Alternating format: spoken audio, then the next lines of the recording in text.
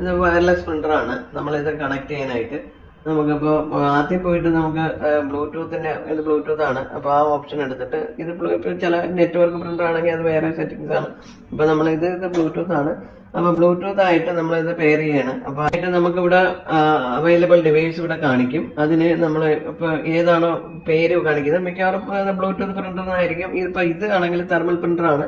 അപ്പൊ അത് സെലക്ട് ചെയ്യുന്നു, അതിന് പേര് ചെയ്യിക്കുന്നു. അപ്പൊ അതിന് നമ്മൾ അതിന്റെ കോഡ് കൊടുത്തിട്ട് 1234 അല്ലെങ്കിൽ 000 ആയിരിക്കും അതിന്റെ കോഡ്. അപ്പൊ അതിൽ നമ്മൾ പെയർ ചെയ്ത് ആൾറെഡി ഇപ്പൊ പെയ്ഡ് എന്ന് പറഞ്ഞിട്ട് നമുക്ക് ഇവിടെ അതിന്റെ സേവ്ഡ് ലിസ്റ്റിൽ കാണിക്കും. ഇനി ഇതിനായിട്ട് ആഡ് ചെയ്യാനായിട്ട് നമ്മൾ ആപ്ലിക്കേഷനിൽ പോവാം.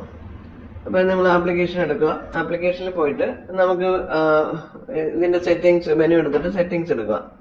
സെറ്റിംഗ്സ് എടുത്തിട്ട് പ്രിന്റേഴ്സ് എടുക്കുക. എന്നിട്ട് ഇവിടെ ആഡ് എന്ന് പറഞ്ഞിട്ടുള്ള ഓപ്ഷൻ ഉണ്ട്. നമ്മൾ പ്രിന്റർ ആഡ് ചെയ്ത് കൊടുക്കുക.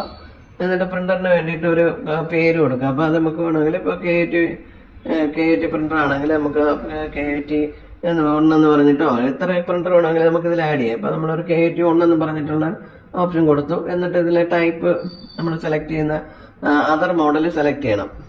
മോഡൽ ഏതാണെന്നുള്ളത് സെലക്ട് ചെയ്യുക. എന്നിട്ട് ഇവിടെ ഇന്റർഫേസ് ടൈപ്പ് ആണ് ചോദിക്കുന്നത്. അപ്പൊ ഇത് ബ്ലൂടൂത്ത് ആണ്. നമ്മൾ എന്നിട്ട് സെർച്ച് ചെയ്യുക. അപ്പൊ നമ്മൾ പെയർ ചെയ്തിട്ടുള്ള ആ പ്രിന്റർ ഇതോടെ പ്രിന്റർ 001 എന്നുള്ള തെർമൽ പ്രിന്റർ ആണ് നമ്മൾ ചെയ്തിരുന്നത്. അപ്പൊ ആ തെർമൽ പ്രിന്റർ അവിടെ അതായിട്ട് ഇതിന്റെ പേപ്പർ സൈസ് ചെറുതാണ്. ഇപ്പൊ 2 ഇഞ്ച് ആണെങ്കിൽ 58 mm സെലക്ട് ചെയ്യുക.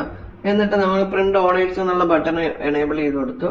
എന്നിട്ട് നമുക്ക് ഇവിടെ KP1 എന്ന് പറഞ്ഞിട്ടൊരു ഓപ്ഷൻ ഉണ്ട്. ആ ഒരു ഗ്രൂപ്പിലാണ് ഇത് വെട്ടിരിക്കുന്നത്. അപ്പൊ അതിൽ കൊടുത്തു. എന്നിട്ട് നമുക്ക് ഇതിലൊരു പ്രിന്റർ ടെസ്റ്റ് അടിച്ച് നോക്കാൻ പറ്റും ഇത് വർക്ക് ചെയ്യുന്നുണ്ടാവും. അതെ, ഇത് വർക്ക് ചെയ്യുന്നുണ്ട്. അപ്പൊ എന്നിട്ട് ഇത് നമ്മൾ സേവ് ചെയ്ത് കൊടുക്കുക. ഇനി നമ്മൾ ഓർഡർ എടുക്കുമ്പോൾ ഇതിലോട്ട് KAT-യിലോട്ട് പ്രിന്റ് വരും. അതിപ്പോ രണ്ടും കൂടെ നമ്മൾ കണക്ട് ചെയ്ത് വെച്ചിരിക്കുന്നത് രണ്ടിലും പ്രിന്റ് വരും. അപ്പൊ നമുക്ക് നോക്കാം ഇത് ഓർഡർ എടുക്കുമ്പോൾ എങ്ങനെയാണ് അത് വരുന്നതെന്നുള്ളത്. അപ്പൊ നമ്മളിപ്പോ ഇത് ഐറ്റംസ് ആഡ് ചെയ്തു. എന്നിട്ട് നമ്മളിവിടെ സേവ് ചെയ്യുന്നു. എന്നിട്ട് ടേബിൾ സെലക്ട് ചെയ്യുക.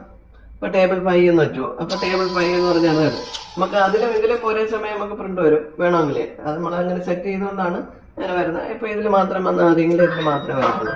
ഇത് കണക്ക് പ്രിന്റ് വരും. ഇത്ര മാത്രം ചെയ്താൽ മതി.